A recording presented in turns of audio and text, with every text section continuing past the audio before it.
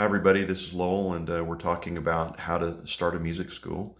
And one of the very first things that I did is to decide or understand what the value is of what you have to offer.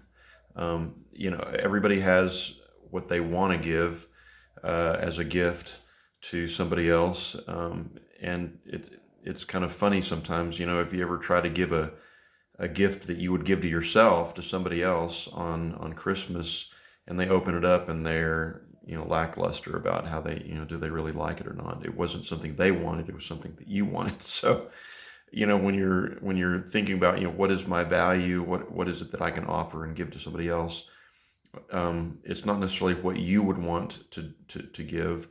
There are a lot of different directions that I could go in terms of as a musician that I would wish that people would want, but that's not really the case. The case is they want what they want, and they see value in how they see value, and so your mindset should be, what do I have that they would literally pay money to meet their need?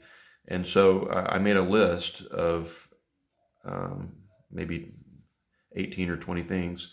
And so this is a, uh, a pre-video to the videos that I made earlier that when I first started out.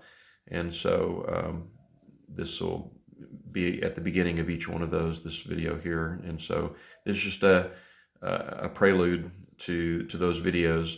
And this you'll have to create your own. You'll find that you have a clientele, you have people in your community that will want certain aspects of what you have to offer.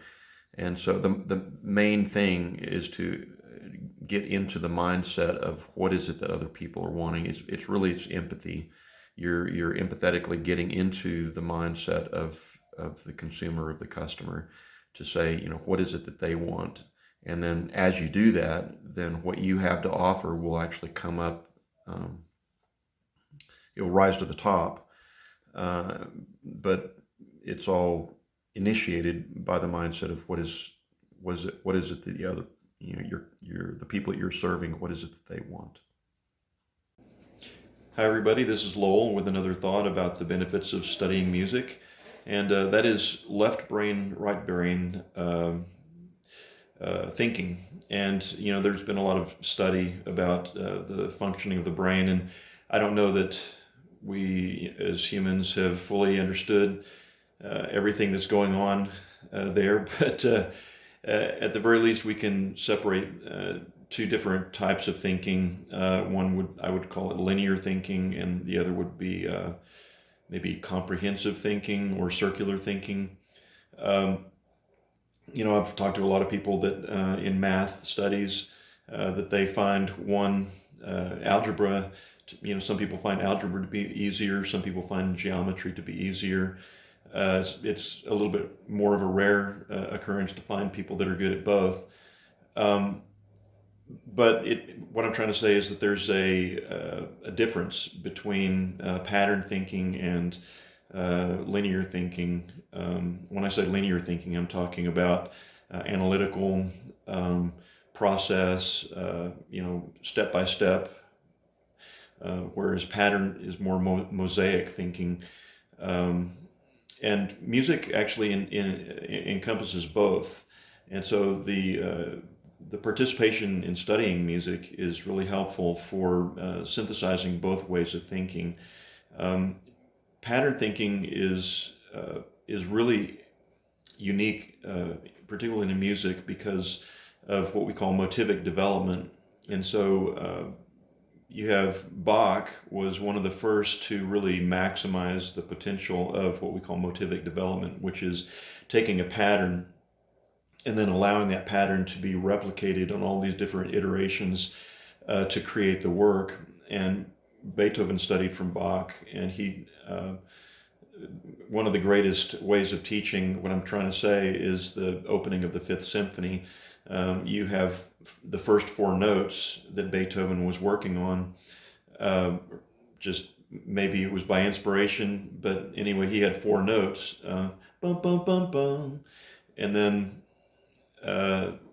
he took the same four notes and dropped it down, ba, ba, ba, ba, and then he took that phrase and did it in other iterations, da da da da da da da da ba da da ba, and then took that same pattern and dropped it down, ba da da da da da da da ba da da da, da da da da ba da da da ba da da da, bum bum, and so you have that pattern, or that the creation of that whole phrase based upon this first pattern of four notes, and so that's an example in music, and of course, some theoreticians with Beethoven's Fifth Symphony actually can prove that those exact four notes are evident throughout the entire rest of the symphony.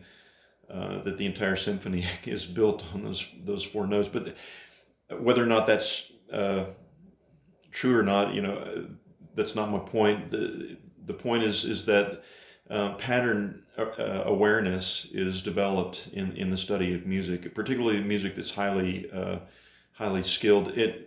The ideas that I just shared into the 20th century in modern music became known as serialism, to where the entire work was very highly integrated with intervallic patterns, and using the compositional tools such as retrograde and retrograde inversion combined, and other types of motivic development. But the study of music is really helpful in terms of developing an awareness, not only musically, but also in life, of pattern awareness.